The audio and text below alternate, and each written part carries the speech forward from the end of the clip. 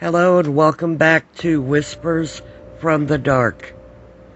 Have you ever wondered who you were named after? What they were like? If they would approve of you having their name? I've often wondered. I know my dad was named after a donkey, and I'll tell that story when I do his video. But I always wondered about myself. I know what my mom told me, but I didn't know how much of that I could believe. It seems like it all started in Memphis, Texas.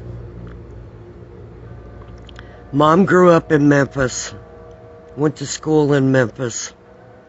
Memphis, if you don't know, it's just right before you get to Amarillo. But Mom said that she named me after a girl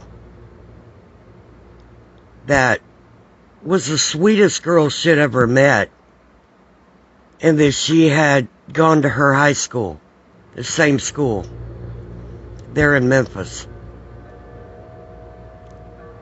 Now, Memphis is a small town, always has been, but from what I can understand back then, it was probably 5-6 times the size it is now. Cotton was a main product there. There was a lot of farmers, a lot of combines, cotton compresses. There was a train depot. Train went right through there. It was kind of a bustling town in the beginning.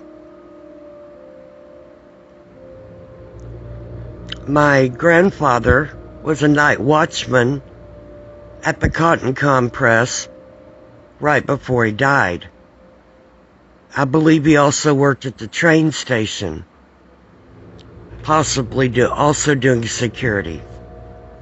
They called them night watchmen back then. And they even had their own struggles and disasters back in, I believe, 1929. They had a train crash there in Memphis. But even through all of that, and the fact that, these guys were poor and worked hard and tried to do the best they could for their families and their cities, they started building up after the Depression, building up Memphis. New businesses started popping up. People started taking pride in the city.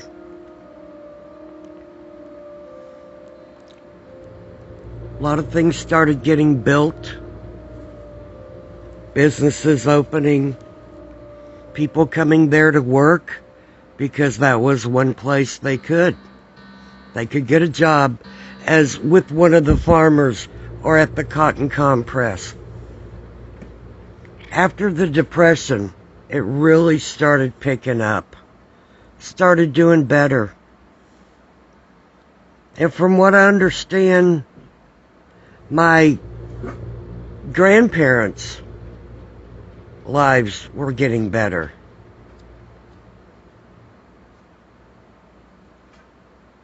My mom grew up the youngest of 7, I believe 7.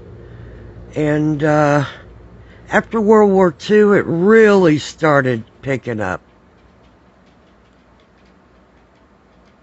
As you can see in this picture, there was men sitting around the bank.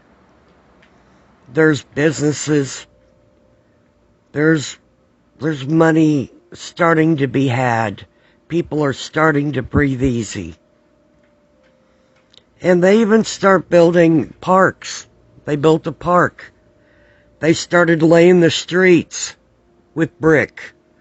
So most of the streets in Memphis, Texas are made of brick. And those streets were laid by my uncles and my grandfather. They had a hand in laying those streets.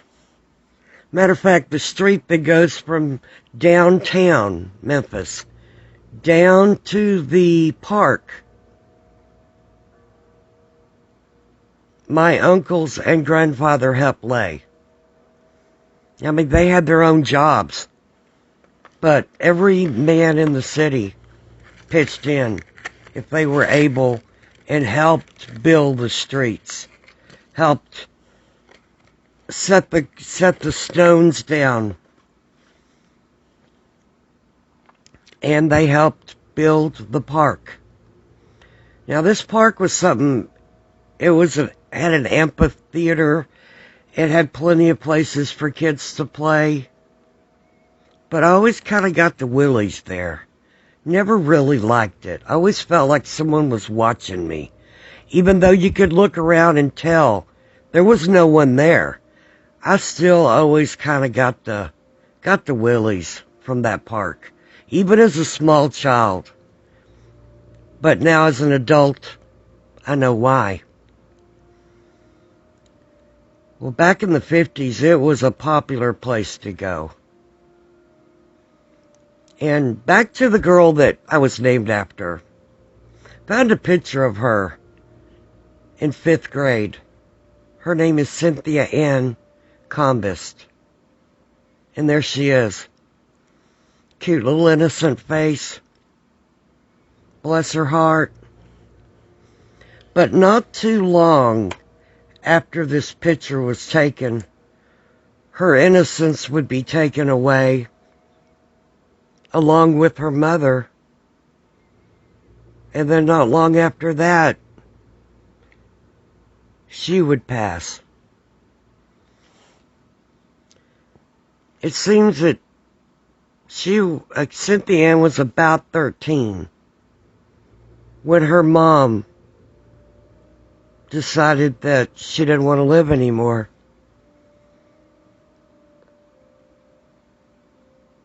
She had 2 children.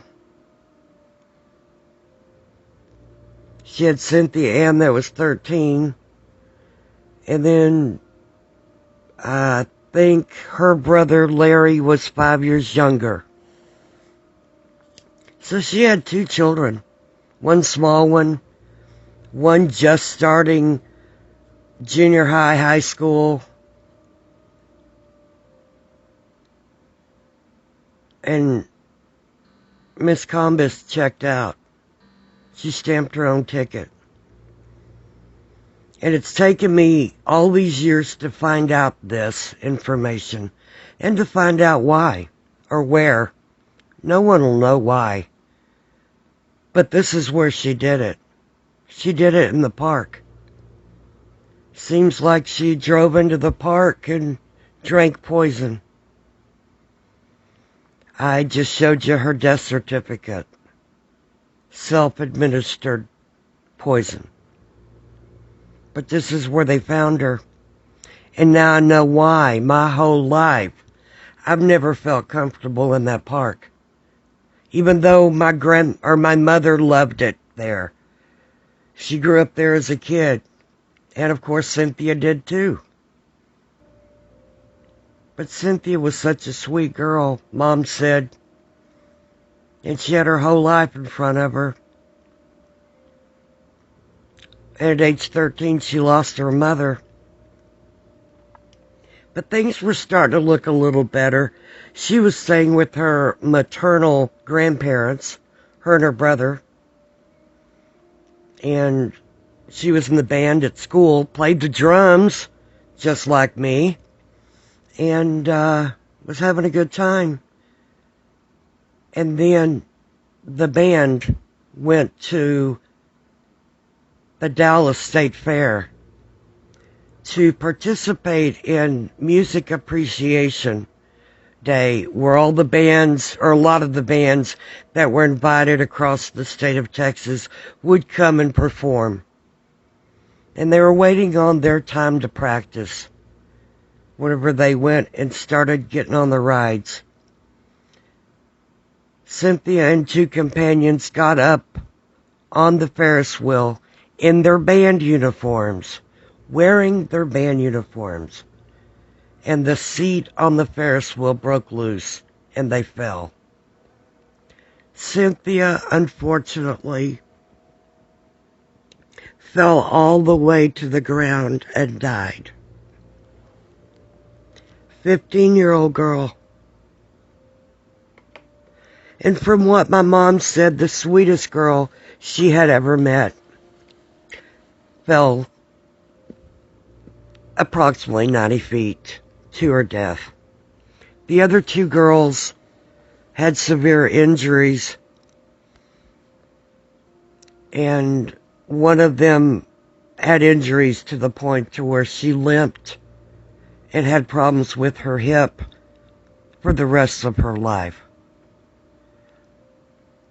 But the other two girls, as well as the others that were hit by the debris that was falling from the broken Ferris wheel car, and the girls, they were injured, they were cut, and they had lifelong nightmares. This is the death certificate for Cynthia Ann. It shows that her car fell from the Ferris wheel, and she had head and neck injuries, and she was just 15. This story obviously hit the news and was across the globe. Other countries, even Canada, covered the story and told about the tragedy where the Ferris wheel broke and a 15-year-old girl fell to her death.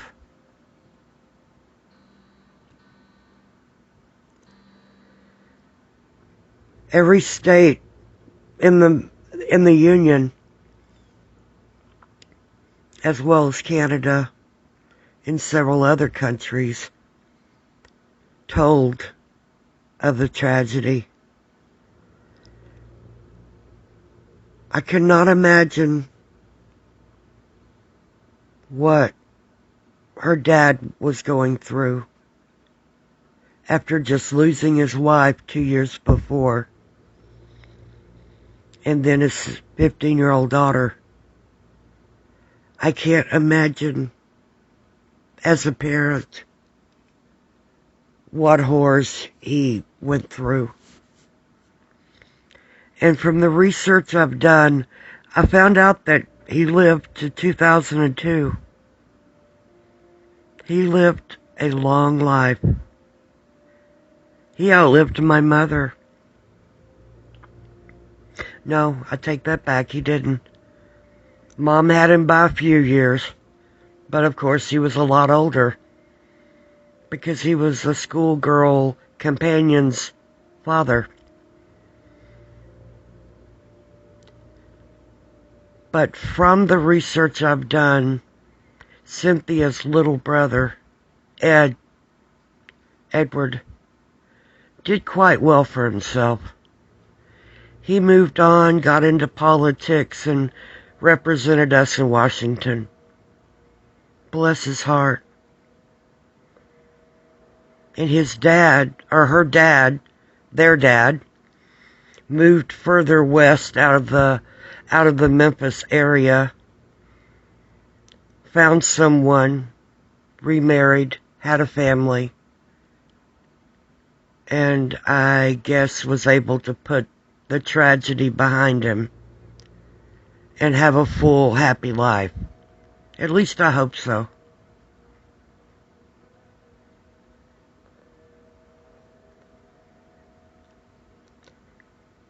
Memphis was a small town. It still is.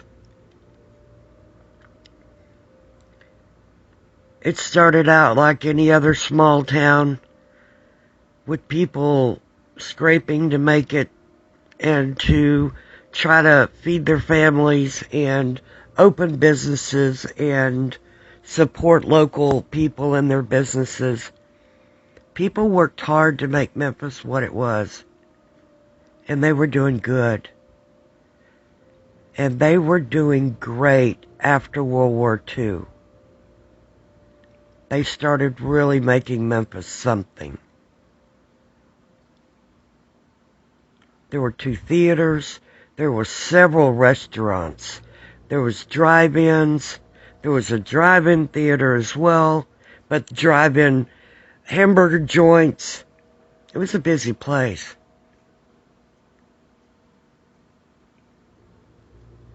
One of the business owners lost his wife and then his daughter. And Cynthia Ann was one of the most popular girls in the school.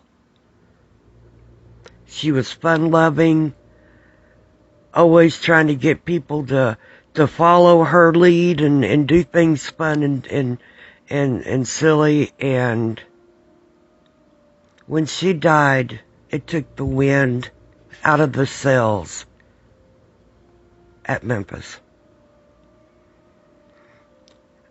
I'm pretty amazed after all the research I've done that Mom had never told me just how bad and hard it hit the city of Memphis. All she told me when I was growing up was I was named after a girl that went to the state fair in Dallas for a school trip, and her and her boyfriend, which wasn't the truth, it was her and her girlfriends, were up on the Ferris wheel when it broke loose and she fell down and died. She said she was the sweetest girl that she'd ever met, and that's why she named me after her. But she never once told me about how it affected the city and everyone involved, all of her friends.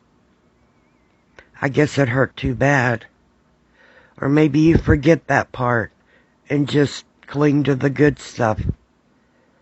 Either way, I'm named after Cynthia Ann. And now that I know this story is true, I've done the research. I've seen the stories. I know it's true. It really happened. My heart goes out to her and her families and the people that were involved that day that saw it happen or that were physically affected by it. My prayers to you is for peace. And Cynthia will always be remembered. Cynthia Ann, you're not forgotten.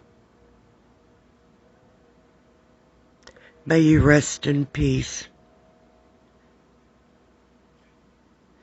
Thank you for listening, guys. Please go below to the link to her Find a Grave site and leave some flowers. Thank you. Bye.